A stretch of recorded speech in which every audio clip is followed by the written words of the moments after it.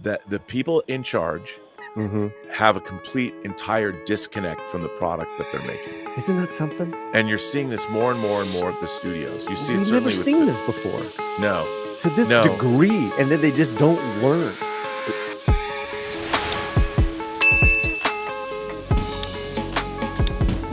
We talked about Indiana Jones. It's my biggest disappointment of the year because of those reasons that you said. I really love the first 20 minutes of the film. Yeah. And I think that's what made me mad, is that there was another 2 hours left. Well, I mean, I think, again, there was no joy in that movie. No. The Indiana Jones franchise is, yes, it's thrilling, but it's also joyful.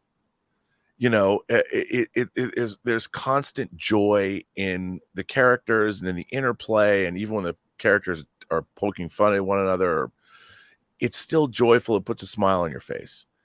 And this idea about, like, if I thought they took the wrong approach to Indiana Jones, like, speaking of Lord of the Rings, I've said this before, but he would be Gandalf. He would be like this crazy cracked wizard that all these archaeology students would go see. Like, they have him teaching to bored kids.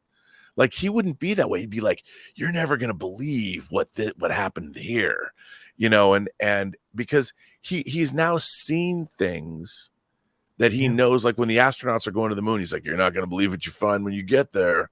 He would be like that dude, and we could all knowingly smile. And to turn him into this, like, beaten and demoralized person, who'd lost his son and lost Marion and it's become such a trope to take our beloved characters when they get older and turn them into these sad sacks. They did the same thing in Picard season 1.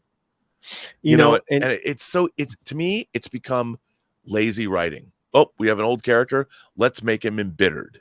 Luke Skywalker tosses his lightsaber behind him. It's like, let's take all these great characters. And I'm like, it's not clever anymore. You're just copying what they did in every other movie with an old character. I hate that. Yeah, I really it was a very frustrating watch. And I remember walking into the preview, because I went with Gore and we got on the Disney lot, and it was like that preview, whatever. It fed us, and little did they know I'm a sober person, so they couldn't booze me up. They had 3 bars out there in front of the preview. I mean, it was a pretty nice layout, bro. Wow. I'd never seen that. And that was before the movie? And that's exactly what Gore said. You never see it before the movie. No, you never see it before the movie. Well, what's really interesting is they showed this movie a month before in Cannes.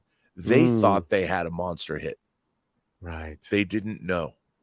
And that's the problem, is the people in charge have a complete, entire disconnect from the product that they're making. Isn't that something? And you're seeing this more and more and more at the studios. You see, we've never seen this before. No, to this degree, and then they just don't learn. And they don't. I mean, there's been a lot of ink spilled over the last couple of months about Wall Street and this idea of constant growth. The movie business should never be about constant growth. The movie business should be about sustaining a level of excellence and quality control. So, like streaming services, they thought, oh, we're going to have constant growth. Even then, it's like there's only so many households on planet Earth that can subscribe to your streaming service. And then you're running out of houses. So you don't have a finite, the birth rates in a lot of Western countries have plummeted. So you can't expect you're going to have constant growth all the time. What you want is to sustain your subscribers. You don't want to lose 4 million subscribers. You want to be able to keep, but this is the problem, because Wall Street and the way everybody works now, profit. And I get it. Who doesn't want money?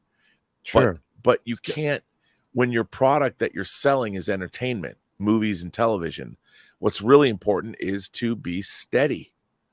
And if you look at the like Paramount has had a couple of times in the mid 70s, for instance, somebody showed me a newspaper that showed what Paramount had coming out in the mid in like 1974, Godfather Mhm. 2, Chinatown, The Conversation. I mean, Oh, all these bangers, you know, and Robert Evans. Robert Yeah. Evans, and you Yep. had a steady stream, and like in the late 80s, early 90s, they knew how to make, you know, thrillers and adult, whether it was Fatal Attraction or Hunt for Red October or whatever. Paramount knew Yes. the Indiana Jones movies. Paramount knew what kind of movies, and these movies didn't cost 100 or 200, or in the case of certain movies this summer, $300 million.